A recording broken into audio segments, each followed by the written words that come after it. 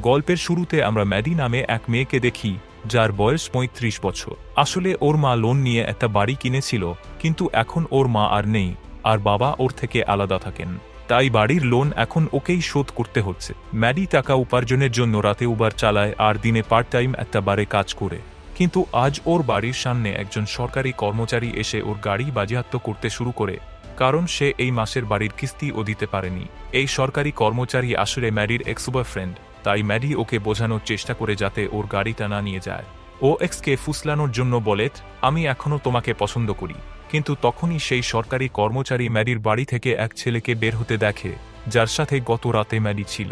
এটা দেখে সরকারি কর্মচারী রেগে গিয়ে ম্যাডির গাড়িটা নিয়ে চলে যায়। এরপর ম্যাডি বারে কাজ করছিল, যেখানে ওর সবচেয়ে ভালো বান্ধবী আর ওর বান্ধবীর স্বামীও কাজ করে। ম্যাডি ওদের নিজের সমস্যার সম্পর্কে বলে এবং বলে যে আমার গাড়িটা নিয়ে গেছে, এখন আমি রাতের উবার চালিয়ে কিভাবে বাড়ির লোন শোধ করব। তখন ওর বান্ধবী একটা ধনী পরিবারের চাকরির বিজ্ঞাপন ওকে দেখায়, যেখানে তারা ওদের 18 বছরের ছেলের জন্য সুন্দরী একটা মেয়েকে খুঁজছে যে ওকে ডেট করবে। বিনিময়ে তারা একটা দামি গাড়ি দেবে। ম্যাডি জানতে পারে যে তারা 20 থেকে 25 বছরের মেয়ে খুঁজছে, কিন্তু ওর বয়স তো 35 বছর। তবুও ও সিদ্ধান্ত নেয় চেষ্টা করে দেখবে, কারণ ওর এখন যেভাবেই হোক বাড়ির লোন শোধ করা দরকার। পরদিন ম্যাডি ওই ধনী পরিবারের বাড়িতে যায় আর সেই দম্পতির সাথে দেখা করে, যারা এই বিজ্ঞাপন দিয়েছিল। ওরা বলে তাদের ছেলের নাম পার্সি, যার বয়স 18, কিন্তু ও খুব লাজুক আর অদ্ভুত স্বভাবের। ওর খুব কম বন্ধু আছে আর সারাদিন নিজের ঘরে বসে ভিডিও গেম খেলে। ওরা জানায় পার্সির মেয়েদের সাথে কথা বলার অভিজ্ঞতা নেই, মদ খাওয়া বা পার্টিতে যাওয়াও শেখেনি। ও খুবই সরল আর নিজের কমফোর্ট জোনের মধ্যে থাকতে ভালোবাসে। তাই ওর বাবা মা চায় ম্যাডি ওকে ডেট করুক আর ওর আত্মবিশ্বাস বাড়িয়ে দিক, যাতে প্রিন্সটন ইউনিভার্সিটিতে যাওয়ার আগে ও স্মার্ট হতে পারে। তারা চিন্তা করছে, যদি পার্সি কলেজে যাওয়ার আগে একটু স্বাধীনভাবে না চলে, তাহলে ওর ব্যক্তিগত জীবনে সমস্যা হবে। পার্সির বাবা মা আসলে কোনো তরুণী মেয়ে খুঁজছিল, কিন্তু ম্যাডি ওদের বোঝায় যে ও এই কাজের জন্য পারফেক্ট। অবশেষে তারা রাজি হয় আর ওকে বলে পার্সির গার্লফ্রেন্ড হয়ে ওকে স্মার্ট বানাতে হবে। সাথে তারা ম্যাডিকে পার্সির সাথে ইন্টিমেটও হতে বলে এবং বলে যে আমাদের মধ্যে যা চুক্তি হয়েছে সেটা পার্সিকে কোনোভাবেই জানতে দেওয়া যাবে না। এরপর ম্যাডি ওর বান্ধবীর স্বামীর গাড়ি ধার নিয়ে অ্যানিম্যাল শেল্টারে যায়, যেখানে পার্সি স্বেচ্ছাসেবক হিসেবে কাজ করে। ও পার্সিকে আকর্ষিত করার জন্য সুন্দর একটা ড্রেস পরে। ম্যাডি একটা কুকুর দত্তক নেবার অভিনয় করে আর পার্সিকে বলে, আমাকে একটা কুকুর দেখাও। তখন পার্সি ম্যাডিকে একটা কুকুর দেখায়। এরপর পার্সি ম্যাডিকে একটা ফর্ম পূরণ করতে অফিসে নিয়ে যায়, যাতে জানতে পারে ম্যাডি কেন কুকুর দত্তক নিতে চায়। কিন্তু ম্যাডি ফর্ম না ভরে পার্সির সাথে ফ্লার্ট করতে শুরু করে।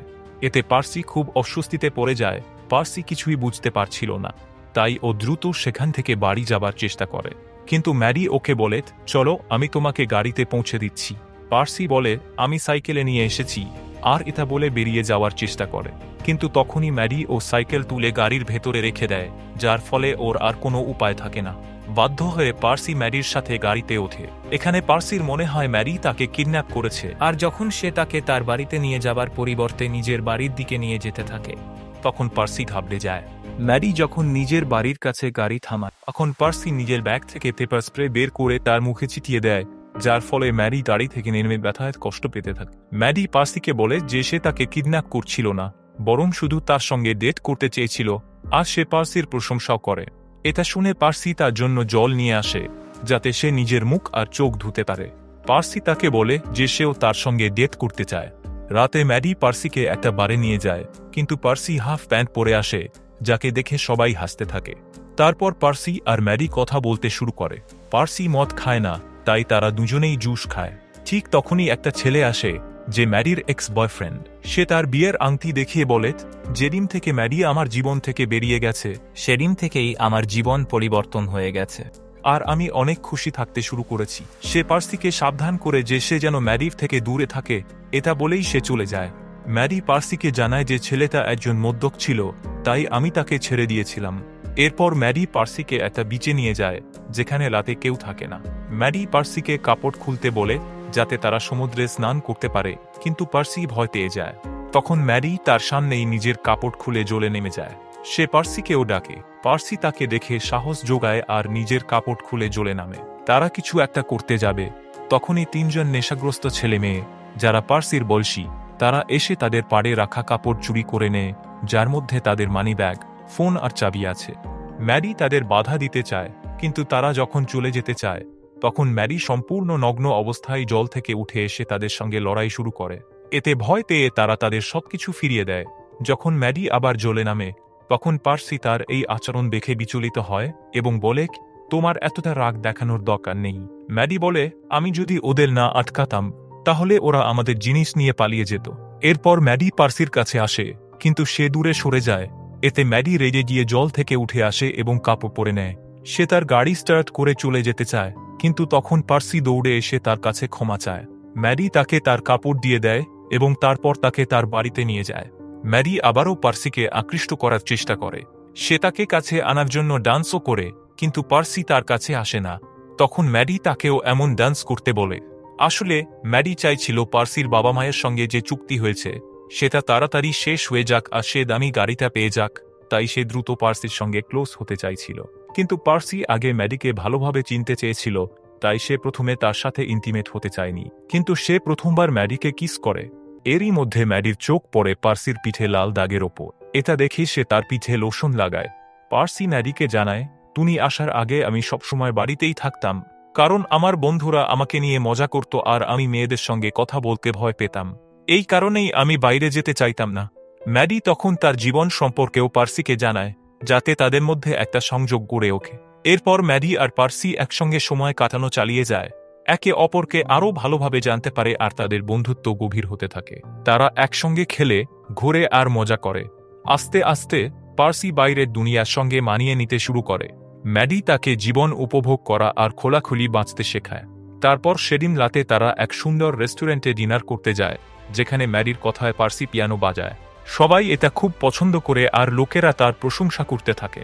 ম্যাডিও পার্সির পিয়ানো বাজাতে দেখে খুব খুশি হয়। এই রেস্টুরেন্টেই পার্সির দেখা হয় তার স্কুলের এক বান্ধবীর সাথে, যে তাকে রাতে একটা ব্যাচেলর পার্টিতে আসার আমন্ত্রণ জানায় এবং চলে যায়।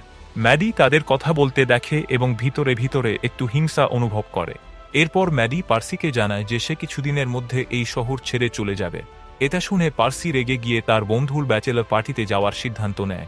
ম্যাডিও তার সঙ্গে গাড়িতে ওঠে আর তাকে থামানোর চেষ্টা করে, কিন্তু পার্সি ড্রাইভারকে দ্রুত গাড়ি চালানোর জন্য বলে আর মদ খাওয়া শুরু করে। এরপর পার্সির সাথে ম্যাডি পার্টির জায়গায় পৌঁছে যায়। পার্সি গাড়ি থেকে নেমে ম্যাডিকে গাড়িতে একা রেখে পার্টির ভেতরে চলে যায়। ম্যাডিও তার পেছন পেছন ঢোকে, কিন্তু সেখানে সবাই পার্সির বয়সী। তারা ম্যাডিকে দেখে আন্টি আন্টি বলে তাকে নিয়ে হাসাহাসি করতে থাকে, কিন্তু ম্যাডি এসব উপেক্ষা করে পার্সিকে খুঁজতে থাকে। ম্যাডি জানে যে পার্সি সেই মেয়েটার সঙ্গে এক রুমে রয়েছে যে তাকে পার্টিতে নিমন্ত্রণ করেছিল। কিন্তু ম্যাডি দেখে দরজা বন্ধ, তাই সে চিৎকার করে দরজা খুলতে বলে। কিন্তু তারা দরজা না খুললে ম্যাডি জোর করে দরজা ভেঙে ভেতরে ঢুকে পড়ে। সেখানে সে দেখে পার্সি সেই মেয়েটার সঙ্গে বিছানায় বসে আছে। যদিও তারা কিছু করেনি, ম্যাডি লক্ষ্য করে যে পার্সির শরীর খারাপ হয়ে গেছে, কারণ সে অতিরিক্ত মদ খেয়ে ফেলেছে। এখানে ম্যাডি পার্সিকে বমি করতে বাথরুমে নিয়ে যায়। ঠিক তখনই পার্টিতে থাকা ছেলে মেয়েদের মা বাবারা এসে ম্যাডিকে সেখান থেকে চলে যেতে বলে, তাই ম্যাডি পার্সিকে নিয়ে ওখান থেকে বেরিয়ে যায়।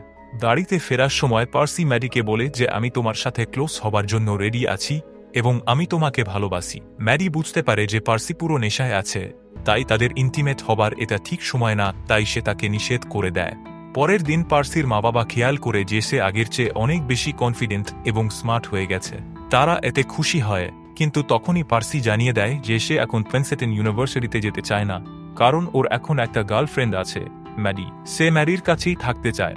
এটা শুনে ওর মা বাবা খুব চিন্তিত হয়ে পড়ে, কারণ তারা চাইছিল প্রিন্সটন যাওয়ার আগে পার্সি বুঝদার হয়ে উঠুক। কিন্তু এখন সে যেহেতু ইউনিভার্সিটিতেই যেতে চাইছে না, তাদের পুরো পরিকল্পনা ধেস্তে যাচ্ছে।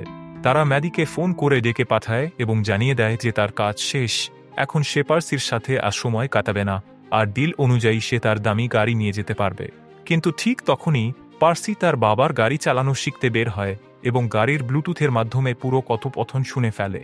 সে জানতে পারে যে তার মা বাবাই ম্যাডিকে তার সাথে থাকার জন্য হায়ার করেছিল। এটা শুনে পার্সি খুব কষ্ট পায়, কারণ সে সত্যি মনে করেছিল ম্যাডি তাকে ভালোবাসে। পরের দিন পার্সি ম্যাডিকে তার মা বাবার সাথে লাঞ্চে আসতে বলে। তার মা বাবা এমন ভাব দেখানোর চেষ্টা করে যেন তারা ম্যাডিকে চেনে না। পার্সিও চুপ করে থাকে, যেন কিছু জানে না। কিছুক্ষণ পর পার্সির এক বন্ধু ফোন করে যে ওর সাথে অ্যানিমাল শেল্টারে স্বেচ্ছাসেবক হিসেবে কাজ করে। পার্সি তখন একটা চালাকি করে সে গাড়ি নিয়ে ওই বন্ধুর সাথে জঙ্গলে চলে যায় এবং গাড়িটা একটা গাছের সাথে ধাক্কা দিয়ে পুরোপুরি ভেঙে ফেলে। সে এটা ম্যাডির প্রতারণার প্রতিশোধ নিতেই করে। পার্সি ফিরে এসে ম্যাডির কাছাকাছি যেতে চায় এবং ম্যাডিও তাতে রাজি হয়। কিন্তু ঠিক যখন ওরা ক্লোজ হতে যাচ্ছিল, পার্সি হঠাৎ পিছিয়ে আসে। সে জানিয়ে দেয় যে সে সবকিছু জেনে গেছে, ম্যাডি এবং ওর মা বাবার চুক্তির ব্যাপারটা। পার্সি প্রচণ্ড রেগে যায় এবং ম্যাডিকে আর কখনো দেখতে চায় না।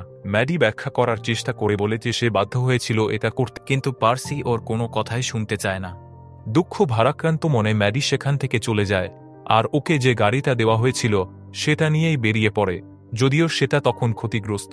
পার্সি এরপর তার মা বাবার উপর প্রচণ্ড রাগ দেখায়। সে জানিয়ে দেয় যে সে তার নিজের শর্তে জীবন কাটাতে চায়, আবার আগের মতো নিজের ঘরে বন্দী হয়ে ভিডিও গেম খেলা শুরু করে। সে ম্যাডির কোনো মেসেজ বা কলের উত্তর দেয় না। অন্যদিকে ম্যাডি সেই ভাঙা গাড়িটাকে মেরামত করিয়ে নেয় এবং টাকা জোগাড় করে তার বাড়ির লোন শোধ করে দেয়। খুশিতে সে তার বন্ধু ও বন্ধুর স্বামীকে পার্টি দেয়, কিন্তু তখনই তার বান্ধবী জানায় যে সে মা হতে চলেছে এবং এখন তারা নতুন একটা বাড়ি খুঁজছে। এটা শুনে ম্যাডি কম দামে নিজের বাড়িটা তাদের বিক্রি করে দেয়, কারণ ম্যাডি এখন আর এই শহরে থাকতে চায় না। সে ক্যালিফোর্নিয়ায় চলে যাওয়ার সিদ্ধান্ত নেয়। এরপরে ম্যাডি পার্সিকে দেখতে যায়, কারণ তার জন্য খারাপ লাগছিল, কিন্তু পার্সি তখনও তার সাথে কথা বলতে চায় না। ম্যাডি তার মা বাবার কাছ থেকে পার্সির ঠিকানা নিয়ে ওর কাছে পৌঁছে যায়, কিন্তু পার্সি তখনও তাকে এড়িয়ে যেতে চায়। অবশেষে ম্যাডি ক্ষমা চেয়ে নেয় এবং বুঝিয়ে বলে কেন সে এটা করেছিল। আস্তে আস্তে পার্সি তাকে ক্ষমা করে দেয়। তারপর ম্যাডি জানায় যে সে ক্যালিফোর্নিয়া চলে যাচ্ছে। পার্সি এটা শুনে খুশি হয়। অবশেষে যেদিন পার্সি প্রিন্সেটন ইউনিভার্সিটিতে যাওয়ার জন্য প্রস্তুতি নিচ্ছিল, সে তার ব্যাগ গুছিয়ে মা বাবার কাছ থেকে বিদায় নেয়। প্রিন্সেটন যাওয়ার আগেই ম্যাডি আসে ওকে পৌঁছে দিতে। তারপর দুজন একসাথে বেরিয়ে পড়ে। এইভাবেই সিনেমার শেষ হয়। বন্ধুরা, আপনি যদি ম্যাডির জায়গায় থাকতেন তাহলে কি এই অফারটা গ্রহণ করতেন? আপনার মতামত নিচে কমেন্টে জানাতে ভুলবেন না। আর যদি ভিডিও ভালো লেগে থাকে তাহলে লাইক করুন, শেয়ার করুন আর নতুন নতুন মুভির এক্সপ্লানেশনের জন্য আমাদের চ্যানেল সাবস্ক্রাইব করে দাও, আইকন প্রেস করুন যেন কোনো আপডেট মিস না হয়। তাহলে পরের ভিডিওতে দেখা হবে।